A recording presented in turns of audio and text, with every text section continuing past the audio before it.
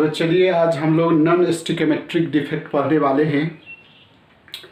तो स्टिकोमेट्रिक डिफेक्ट हम लोग पढ़े थे नॉन आयनिक कंपाउंड्स में वैकेंसी एंड इंटरस्टिशियल, जबकि आयनिक कंपाउंड में उसको शॉर्टकी और फ्रैंकल डिफेक्ट कहते हैं। तो नॉन स्टिकोमेट्रिक डिफेक्ट में स्टिकोमेट्रिक का उल्टा मतलब वहाँ केटायन और एनायन मिसिंग होने से उस कंपाउंड्स का स्टिकोमेट्री में कोई चेंजेस नहीं होता था, लेकिन यहाँ पर केटायन और एनायन जो केमिकल फार्मूला होता है, आइडियल केमिकल फार्मूला होता है किसी कंपाउंड्स का, उसके अकॉर्डिंग टू ना हटे। इसका मतलब है मिसिंग होने से, पॉजिटिव और निगेटिव आयन के मिसिंग होने से उस कंपाउंड के स्टिकोमेट्री में डिस्टर्बेंस आ जाए तो उसको हम नॉन स्टिकोमेट्रिक कंपाउंड्स कहेंगे। तो पहले लिखते हैं, देखते हैं।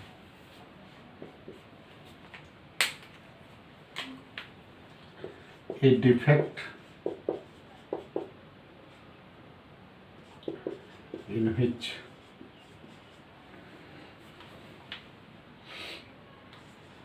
cations मतलब metal ions and anions don't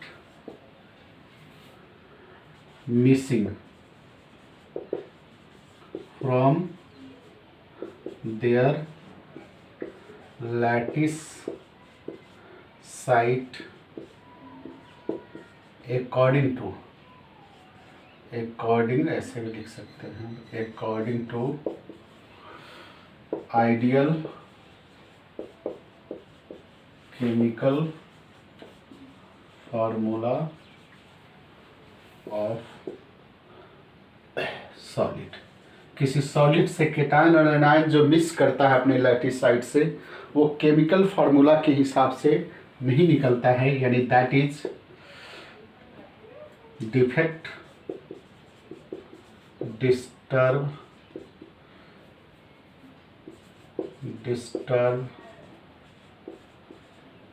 स्टिकियोमेट्री of solid. ठीक है सर, स्टिकोमेट्रिक गड़बड़ा दे तो निश्चित रूप से यदि in a case of excess of metal ion, यदि मेटल आयन का एक्सेस हो, मतलब केटायन एक्सेस हो, तो ये जो है न्यूट्रलाइज्ड एक्सेस यदि मेटल आयन होगा, है ना, तो वो चूँकि हाँ इससे न्यूट्रलिटी पर कोई फर्क नहीं पड़ता है, यानी केटायन और एनायन फार्मूला के हिसाब से ना निकले तो जिससे स्टिकोमेट्री उसका डिस्टर्ब हो जाता है। तो हो जाने से क्या होगा, तो निश्चित रूप से केटायन एक्सेस होगा या एनायन एक्सेस होगा तो इलेक्ट्रिकल न्यूट्रलिटी तो गड़बड़ा जाएगा, लेकिन नहीं, गड़बड़ाएगा नहीं। एक्सेस केटायन या एक्सेस एनायन होने से इलेक्ट्रिकल न्यूट्रलिटी मेंटेन रहता है। कैसे मेंटेन रहता है, यदि एक्सेस ऑफ मेटल आयन है तो neutralised bye access of electron, है ना। ठीक है सर, मेटल आयन यदि एक्सेस हो जाएगा तो आपको क्या होगा, वो न्यूट्रलाइज होगा किससे, एक्सेस ऑफ इलेक्ट्रॉन के आ जाने से। और in case of excess of negative ion यानी एनायन, यदि एनायन होगा तो उस समय it neutralize by metal ion of higher oxidation state. Generally ये देखा गया है कि नॉन स्टिकोमेट्रिक कंपाउंड्स में यदि मेटल आयन एक्सेस है, मतलब पॉजिटिव आयन एक्सेस है, तो कहीं ना कहीं से दिखेगा एक इलेक्ट्रॉन आएगा, है ना, और उसके इलेक्ट्रिकल न्यूट्रलिटी को मेंटेन करेगा। एक्सेस मेटल आयन होने से ऐसा नहीं है कि वो उसका इलेक्ट्रिकल न्यूट्रलिटी डिस्टर्ब हो जाएगा, नहीं सर, वो मेंटेन रहेगा। कैसे मेंटेन रहेगा, कहीं से बाहर से एक्स्ट्रा इलेक्ट्रॉन आ जाएगा। But in the case of excess negative ion यदि देखिएगा उसमें होगा तो वो देखिएगा वो उसका इलेक्ट्रिकल न्यूट्रलिटी कैसे मेंटेन होगा, उसी मेटल का उसी मेटल का, उस क्रिस्टल में जो मेटल होगा वही मेटल का कोई हायर ऑक्सीडेशन स्टेट वाला आयन आ जाएगा, इलेक्ट्रॉन न्यूट्रलिटी रिमेन मेंटेन। तो चलिए इसको आप जब डिवाइड कीजिएगा, नॉन स्टिकोमेट्रिक आप हम बनाए हैं, ये मेटल एक्सेस आप पढ़े हैं सर, और दूसरा मेटल डिफिशियंसी पढ़े हैं। मेटल आयन एक्सेस आपके कॉपी में होगा, मेटल आयन डिफिशियंसी। इसको आप देखिए, आप कॉपी खोल करके इसमें पहला पढ़े हैं एनायन वैकेंसी, और दूसरा है बाय एक्स्ट्रा केटाइन। इसमें है बाय डिफिशियंसी कैसे हो जाए, है ना, बाय मेटल आयन निकल जाए, है ना। डिफिशियंसी कैसे होगा, by removal of metal ion या एक्सेस ऑफ एनायन। देखिए मेटल आयन यदि प्लस है माइनस है, प्लस है minus plus minus plus minus plus, ऐसे यदि कोई क्रिस्टल है सर, हम ऐसे समझा रहे हैं आपको कि मेटल आयन ये एक्सेस कैसे होगा, दो तरीके से होगा। या तो कहीं से एगो प्लस इसमें आ जाए, एकदम सिंपल से समझिए, फिर से समझिए। मेटल आयन मतलब cation excess, metal ion deficiency मतलब केटाइन कम जाए। तो मेटल आयन एक्सेस कैसे होगा, दो तरीके हैं, या तो मेटल आयन कहीं से आ जाए, या फिर क्या हो सर, ये फिर क्या हो, एनायन इसमें से निकल जाए। नहीं, दो तरीके, there is two way by which your crystals become excess of metal ion and it shows non stoichiometric defect. कैसे मेटल एक्सेस कैसे हो, मेटल आयन ज़्यादा कैसे होगा, कहीं से मेटल आयन आ जाएगा या इसमें से एनायन निकल जाएगा। एनायन निकल जाएगा तो ऑलरेडी मेटल आयन क्या है, ज़्यादा हो जाएगा। ये देखिए, ये दो तरीका है। इसमें क्या है, metal ion deficiency, metal ion कम जाए। मेटल आयन कम कैसे जाएगा, यदि कोई मेटल आयन निकल जाए, नहीं कोई मेटल आयन निकल जाए या कोई एनायन बाहर से आ जाए। नहीं सर, यही है मेटल आयन डिफिशियंसी कैसे होगा सर, बताइए मेटल आयन डिफिशियंसी कैसे होगा हुजूर। ये इसमें मेटल आयन कम कैसे होगा, इसमें से ये मेटल आयन निकल जाए, एक तरीका। दूसरा तरीका क्या है, ये रहे कोई निगेटिव आयन इसमें आ जाए। नहीं, दो तरीका है मेटल में। तो देखिए सर, ये आपको पढ़ना है, ये आप ऊपर के सिलेबस में आइए। चलिए तो आप BSc MSc में आइएगा तो इस पर थोड़ा एनायन एक्सेस वाला डिस्कशन आपके नहीं, यही 3 डिस्कशन आपको करना है। तो जिसमें पहला क्या है, एनायन वैकेंसी। तो चलिए कॉपी कीजिए इसको। देखिए इसमें एग्जाम्पल नॉन स्टिकोमेट्रिक का हो सकता है, जैसे देखिए FeO exist as Fe 0.95O, vanadium oxide,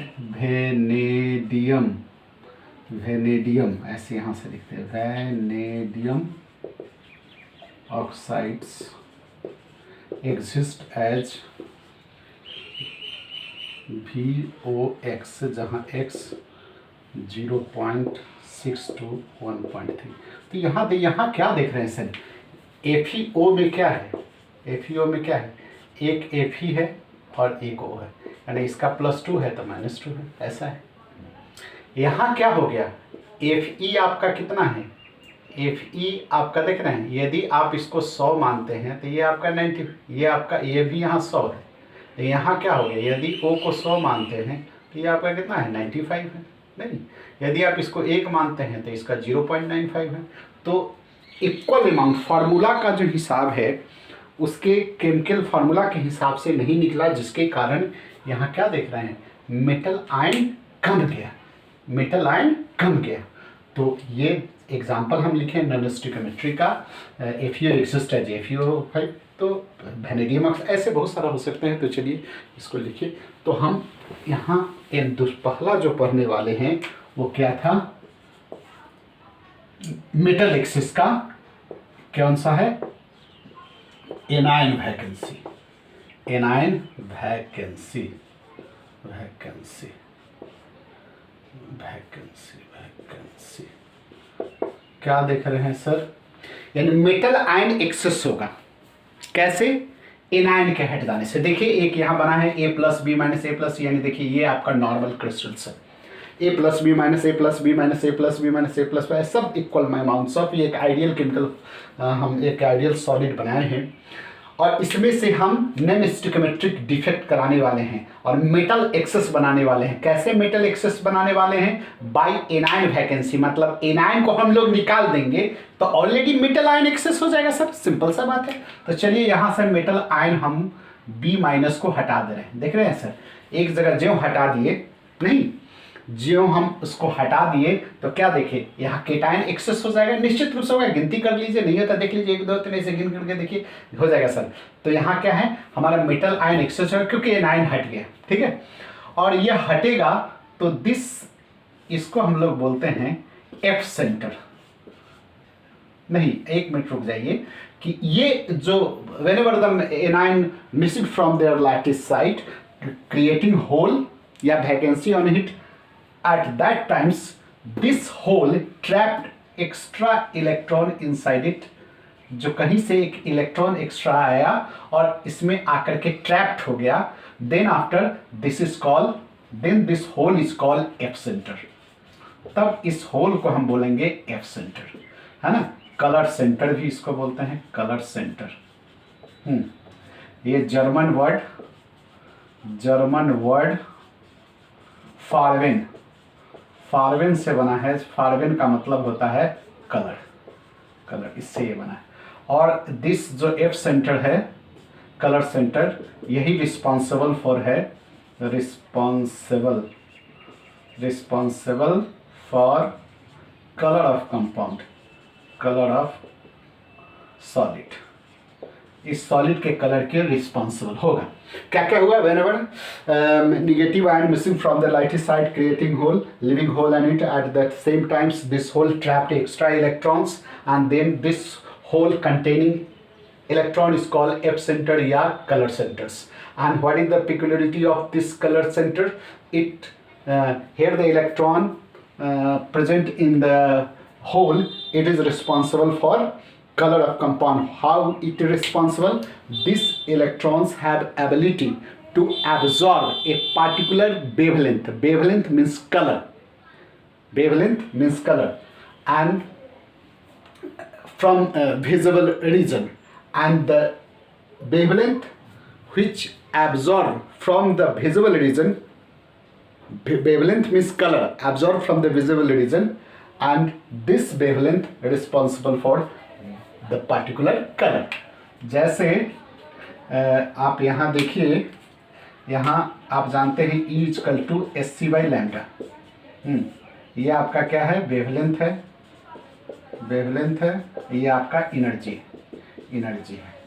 ये एनर्जी एब्जॉर्ब करता है, मतलब ये वेवलेंथ एब्जॉर्ब करता है, ठीक है। तो जो वेवलेंथ ये एब्जॉर्ब करेगा, जिस कलर का वेवलेंथ एब्जॉर्ब करेगा, वही ये कंपाउंड का कलर होगा। तो चलिए हम लिखते हैं, क्या है, missing of negative ion from lattice site leaving hole on it which trapped extra electron is called F center। चलिए एक ये बात होगी। ये F सेंटर क्या है, रिस्पॉन्सिबल फॉर कलर है। F centre responsible for colour. ये जनरली कब शो होता है, ठीक है sir, when when alkali metal halides heated in a vapor of alkali metals के वेपर में जब हम अल्कली मेटल को हैलाइड्स को गर्म करते हैं, जैसे example when NaCl is heated in a vapors of Na give yellow color and formula become और फार्मूला हो जाएगा कैसा, NaCl होता है ना, तो ये Na आपका 1 + x बढ़ जाएगा, ठीक है। ये 1.0 है, तो यहाँ देख रहे हैं, यहाँ एक्स्ट्रा यानी इलेक्ट्रॉन निकल जाने के, सॉरी निगेटिव आयन निकलने से यहाँ केटायंस क्या हो जाएगा, एक्सेस हो जाएगा। तो फार्मूला NaCl के बदले Na 1 + x Cl 1, यानी यहाँ केटायन बढ़ गया। तो क्या बोले, ये जनरली कब शो होता है, whenever the alkali metal highlights in A atmosphere of alkali metal. जैसे यहाँ हम लोग ने किसको किया, जैसे एक और एग्जांपल हम यहाँ लिखिए ले, उसके बाद बताते हैं। जैसे KCl heated in a vapors of K give violet color देता है। वैसे ही LiCl heated in a vapor of Li give pink colour. तो कलर भी आप थोड़ा सा याद रखिएगा, पिंक नजर आ रहा है सर, पिंक कलर नजर आया कलर। तो चलिए ये कैसे बनता है इसको हम थोड़ा सा डिस्कशन करते हैं।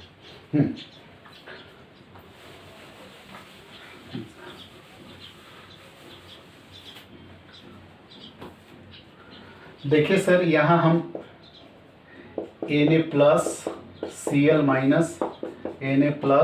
Na+Cl- का एक क्रिस्टल्स बना दे रहे हैं।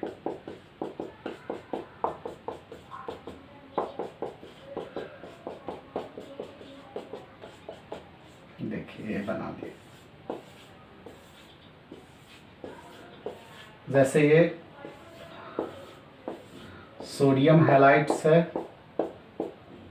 सोडियम का हैलाइड मतलब क्लोराइड, इसको हम लोग अल्कली मेटल्स के वेपर यानी सोडियम के वेपर में हम लोग गर्म करने वाले हैं। जैसे हम क्या बोले, when alkali metal halide is heated in the vapour of alkali metal. तो एग्जांपल में क्या है, NaCl heated in the vapours of sodium. देखिए सर, ये मान लीजिए कि ये NaCl को हम हीट करते हैं Na के वेपर्स में। देखिए कैसे होता है, whenever the NaCl heated in the vapour of Na, जब Na क्या करेगा, यहाँ Na क्या है, एक्साइटेड स्टेट में वेपर के फॉर्म में है, तो ये Na गेट एडजॉर्ब, Na क्या होगा, adsorb on the surface of crystals of NaCl। और जो ये एडजॉर्ब होगा, चूंकि ये हीटेड फॉर्म में है, हाई टेम्परेचर पर इसको गर्म किया गया, वेपर फॉर्म में है, इट गेट आयनाइज्ड। आयनाइज कैसे होगा, Na+ और ये इलेक्ट्रॉन में ऐसे टूट जाएगा। ठीक है सर, ये इलेक्ट्रॉन में ऐसे टूटेगा। अब ये क्या करेगा, कौन क्या करेगा, ये NaCl ये अपने क्रिस्टल्स के, यहाँ देखिए अपने जो नियरेस्ट क्रिस्टल्स है, उसके नियरेस्ट लैटिस साइड के निगेटिव आयन को अट्रैक्ट करेगा। ये NaCl है, इसको अट्रैक्ट करेगा। तो यहाँ से Cl क्या होगा, खस के निकल के चलना चालू कर गया। देखते हैं ऐसे ऐसे यहाँ आ गया। ठीक है सर, यहाँ ये इसमें से निकल करके Cl- कहाँ हो गया, Cl- इसमें से निकल करके ये इस जगह आ गया +Cl-। ठीक है सर। तो ये NaCl मिल करके क्या बना लेगा, Na+ और Cl- मिलके NaCl बना लेगा। और ये इलेक्ट्रॉन देखिए यहाँ से अब इसको मौका मिल गया इस जगह पर आने का, है ना, ये इलेक्ट्रॉन इस पर आकर के बैठ गया।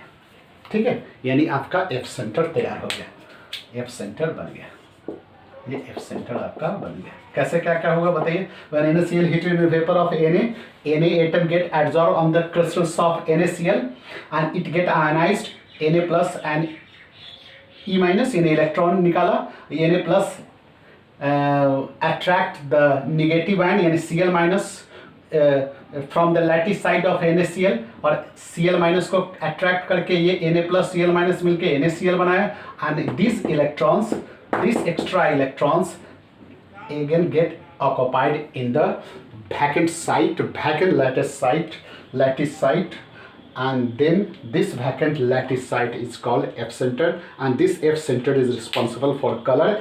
Why and how? Because this get excited and this electron absorb a particular wavelength, यानी wavelength means color from the visible region of light, ठीक है, and that's why it give a particular colors. Example, NaCl. In NaCl, this electron absorb yellow color wavelength from visible region, that's why it give yellow color. In a KCl, it give violet color because it absorb visible color wavelength from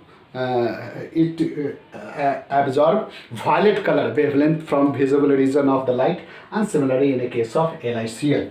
तो देखिए ये एक बात होगी, कहता है कि ये जनरली वैसे कंपाउंड शो करता है, यानी this types of defect mainly shows by such compound which likely show Schottky effect, ठीक है। तो आप लिख सकते हैं such defect, generally such defect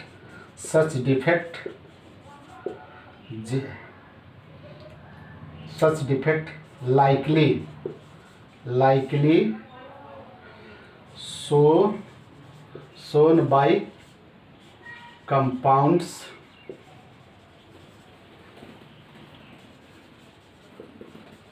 which shows Schottky defect। ये भी आप याद रखिएगा, ये जनरली वैसे कंपाउंड्स के द्वारा शो किया जाता है जो कि Schottky डिफेक्ट पहले से शो किया हुआ रहता है या शो कर सकता है, ठीक है सर। तो ये बात भी आप ध्यान में रखिएगा। तो आगे आप इसको कॉपी कीजिए, देन हम आगे बढ़ते हैं। चलिए, ओहो नज़र नहीं आ रहा सर, नीचे आ गया। हाँ चलिए कॉपी कीजिए। हाँ, कॉपी करते हुए एक और बात इसमें लिख लीजिए कि ये जो इंटेंसिटी है पर्टिकुलर कलर का, जितना ही आपका एफ सेंटर ज़्यादा होगा, higher the F centre higher the intensity of colour. एक लाइन इसी में लिख लीजिए, higher the number of F centre, ये भी एक ध्यान में रखिएगा, higher the number of F centre higher the intensity of colour का जो इंटेंसिटी है वो आपके एफ सेंटर के संख्या पर निर्भर करता है। जितना एफ सेंटर ज़्यादा होगा उतना ही वो पार्टिकुलर कलर के वेवलेंथ को एब्जॉर्ब करेगा ये एफ सेंटर वाले इलेक्ट्रॉन के द्वारा, उतना ही उसका इंटेंसिटी ज़्यादा होगा। तो चलिए एक बार और देख लीजिए, कॉपी कर लीजिए। दूसरा मेरा है metal ion excess due to presence of extra cation. Metal ion excess कैसे हो सकता है? जबकि उसमें कोई बाहर से कोई एक्स्ट्रा इलेक्ट्रॉन आ जाए। और इलेक्ट्रिकल न्यूट्रलिटी कैसे मेंटेन होगा? वो मेटल आयन आकर के किसी इंडस्ट्रियल साइट में बैठ जाए। और इलेक्ट्रिकल न्यूट्रलिटी कैसे मेंटेन होगा? The extra electron get occupied in the nearest interstitial site. तो क्या लिखते हैं हम लोग? एक्स्ट्रा मेटल आयन यानी cation occupied in interstitial site, but electrical neutrality remain maintained due to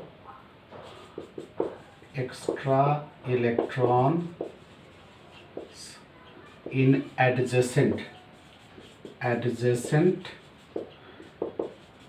interstitial site। हम यही लिखे हैं कि मेटल आयन किसी जगह किसी इंटरस्टिशियल साइट में आके बैठ जाए, मेटल आयन क्या हो, इंटरस्टिशियल साइट में एक्स्ट्रा कोई मेटल आयन यानी केटायन आके बैठ जाए और उसके जस्ट बगल वाले में एक्स्ट्रा इलेक्ट्रॉन आके बैठ जाए ताकि इलेक्ट्रिकल न्यूट्रलिटी रिमेन हमारा मेंटेन रहे।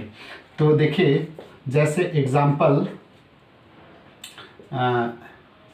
Metal excess defect in ZnO में देखिए जेडेनो क्या होता है, ZnO is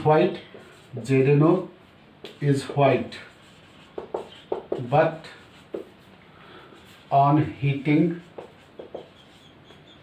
become yellow। ZnO को गर्म आप करते हैं तो Zn2 प्लस हाफ O2 और ये 2 इलेक्ट्रॉन निकलता है। यानी जब आप जेडेनो का, ये हमारा जेडेनो का क्रिस्टल है, Zn2 plus O minus Zn2 plus O minus Zn2 plus ऐसे है, ये मेरा जेडेनो का क्रिस्टल है सर।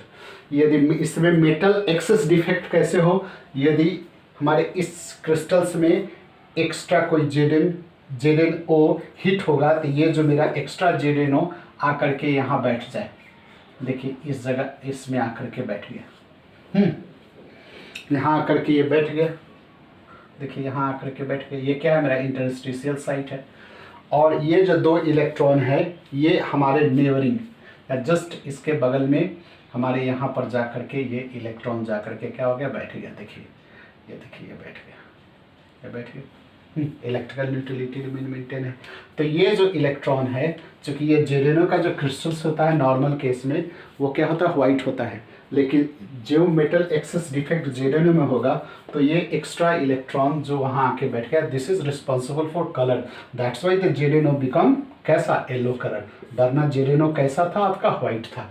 तो therefore this metal excess defect में क्या हुआ, the extra ion get occupied in interstitial site and their electrical neutrality remain maintained by occupying extra negative ion on adjacent interstitial site, and therefore electrical neutrality remain maintained, and this extra electron which is present on the adjacent interstitial site, this is responsible for color. As for example, Zn is white but their metal excess defect crystals, whenever Zn O shows metal excess defect and then their crystals become yellow colour. तो निश्चित रूप से ऐसा defect mainly shows by such crystals which likely show Frenkel defect. ठीक है, तो this defect shown by crystals likely shows Frenkel defect. Generally वैसे crystal के द्वारा होता है जिसमें ये फ्रैंकल डिफेक्ट शो करता है। और निश्चित रूप से फार्मूला जो हो गया, फार्मूला ऑफ जेडेनो जानते हैं क्या हो गया, यहाँ जेडेन इसमें बढ़ गया, देख रहे हैं एक्स्ट्रा बढ़ गया और ओ 1.0, यानी ये जेडेनो से क्या हो गया, जेडेन 1 प्लस एक्स यानी नॉन स्टिकियोमेट्रिक हो गया। तो चलिए इसको कॉपी कीजिए हुजूर, दिन आगे देखते कीजिए copy.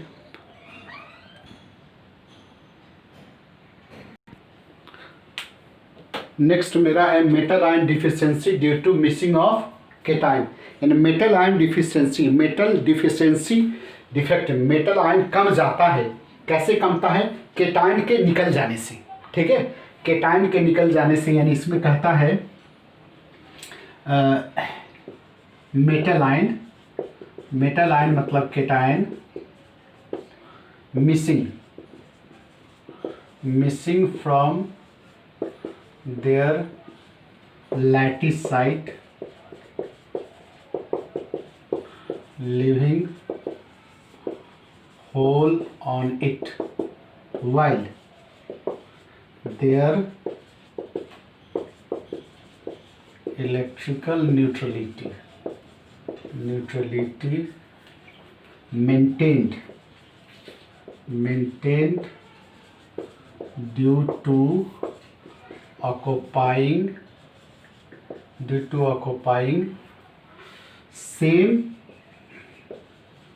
metal ion of higher oxidation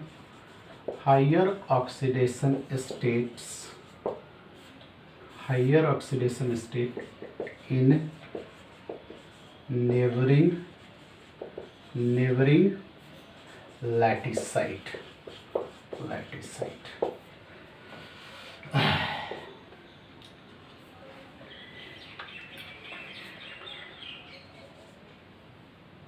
Such defect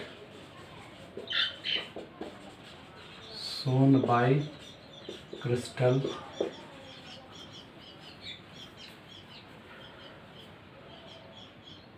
चलिए इसको रहने दीजिए, बहुत तो देखिए इसमें हम लोग एग्जाम्पल में लिख लीजिए।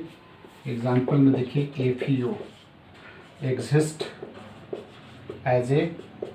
एग्जिस्ट एज कैसे Fe0.95O। इसमें होता क्या है कि यदि एक एफी यदि मिस करता है, एक एफी किसी लैटिस साइट से निकलता है, होल क्रिएट करता है, होल बनाता है, तो इसके बदले दो Fe3+ नेबरिंग पर ऑक्युपाइड कर लेता है।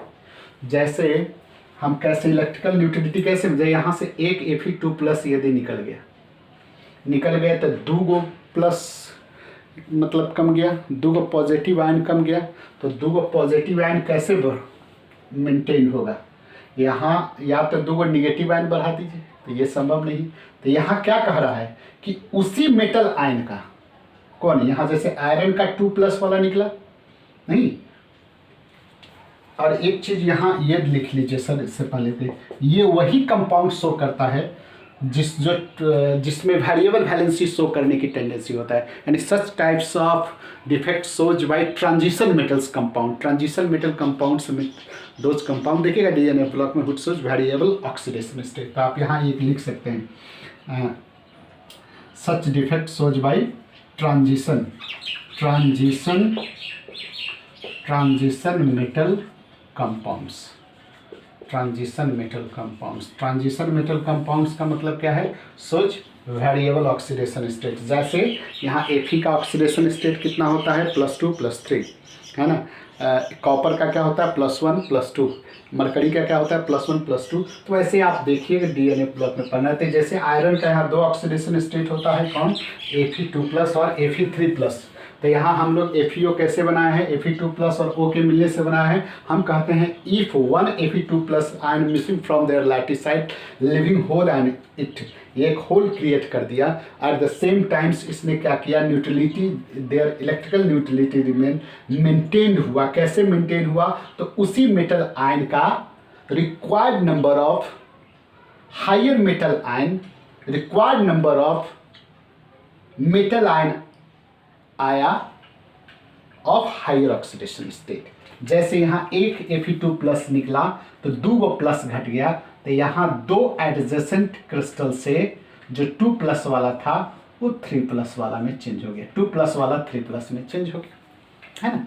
यानी एक Fe2+ निकलने से 2 एडजेसेंट इंटरस्टियल साइट पर 2 Fe2+ Fe3+ वाला में चेंज हो गया। देयरफॉर इलेक्ट्रिकल न्यूट्रलिटी रिमेन हमारा मेंटेन हुआ। तो ऐसे किसमें शो करता है? Generally transition metal compounds which shows variable oxidation state. तो इसमें आपका जो कंपाउंड्स FeO का जो फार्मूला है निश्चित रूप से क्या चेंज हो गया? क्या हो गया? 0.95O हो गया। वैसे ही सबका चेंज हो, तो इसको कॉपी कीजिए, देन आगे हम लोग बढ़ते हैं। लिखे, कॉपी कर लीजिए।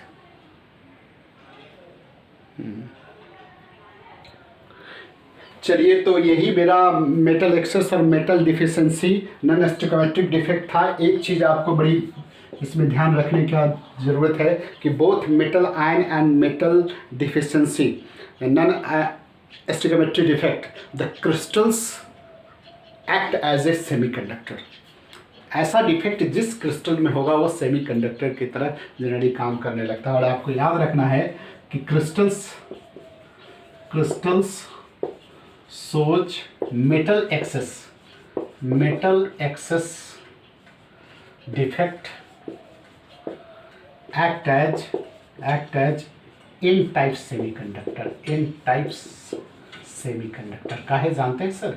सेमीकंडक्टर काहे? क्योंकि यहाँ चार्ज कैरियर कौन है? इलेक्ट्रॉन है, इलेक्ट्रॉन। जबकि मेटल डिफिशिएंसी वाले, मेटल आयन डिफिशिएंसी डिफेक्ट वाला जो क्रिस्टल्स है, डिफेक्ट लिख दे, क्रिस्टल सोच metal deficiency defect act as P type semiconductor, P types से ये भी बात ध्यान रखिएगा। सेमीकंडक्टर का है पी टाइप सेमीकंडक्टर में देखिए यहाँ होल क्रिएट हुआ, यानी यहाँ जो चार्ज कैरियर होता है, चार्ज कैरियर जो होगा वो पी होल है ना, वो होल होता है, दैट्स वाई। तो इतना बात याद रखिए। थोड़ा सा इस पर एक क्वेश्चन हम लोग नॉन स्टिकियोमेट्रिक का आता है, उसको हम आपको बनवा देते हैं, देन इसको ख़त्म करेंगे। चलिए कॉपी कर लीजिए, कॉपी कर लीजिए। देखिए बोर्ड पर एक जस्ट हम मेटल डिफिशिएंसी जो अभी पढ़े थे और एफईओ में ही पढ़े थे, उसी पर एक क्वेश्चन है कि एक एनालिसिस शो करता है कि एफईओ का नॉन स्टिकियोमेट्रिक फार्मूला क्या है, वही जो Fe 0.95 वो है। तो आपको कहता है कि इसमें Fe2 प्लस और Fe3 प्लस का परसेंटेज कंपोजिशन, परसेंटेज फ्रैक्शन निकालिए। आपको पता है कि यहाँ FeO ये 0.95 देखिए नॉन स्टिकियोमेट्रिक हो गया था। ये आपका दो फॉर्म में है, कौन? 2 प्लस और 3 प्लस में, 3 प्लस में चेंज हो गया। लेकिन नॉर्मल केस में यहाँ चार्ज का क्या हाल है? ये -2 है, ये +2 है, तो इसका -2 होता है। लेकिन इसके एटम का फ्रैक्शन ऐसे चेंज हो गया। तो लेटस कंसीडर कि ये मेरा और ये मेरा का क्या है, लेटस कि Fe2 प्लस का मेरा फ्रैक्शन, Fe2 प्लस आयन की संख्या को हम लोग किससे, x से रिप्रेजेंट करते हैं। तो Fe3 प्लस को 0.95 माइनस x, ठीक है सर। फिर इसका चार्ज का क्या हाल है सर? चार्ज यहाँ कितना है देखिए, Fe2 प्लस वाले का कितना है, 2x है। तो ये देखिए 2x प्लस इसका Fe3 प्लस का तो 3 0.95 माइनस x। तो ये मेरा किसका होगा? ये दोनों का, ये Fe2 प्लस का, ये Fe3 प्लस का, ये मेरा चार्ज का हालत हो गया। ये that must be equal to 2, यानी ये मेरा पॉजिटिव आयन का हो गया, ये पॉजिटिव आयन सबका चार्ज का सम। ये हमारा ऑक्सीजन का हो गया, नेगेटिव आयन का हो गया, ये नेगेटिव। माइनस प्लस यहाँ नहीं कीजिएगा सर, समझिए मैग्नीट्यूड इक्वल होना चाहिए, किसके?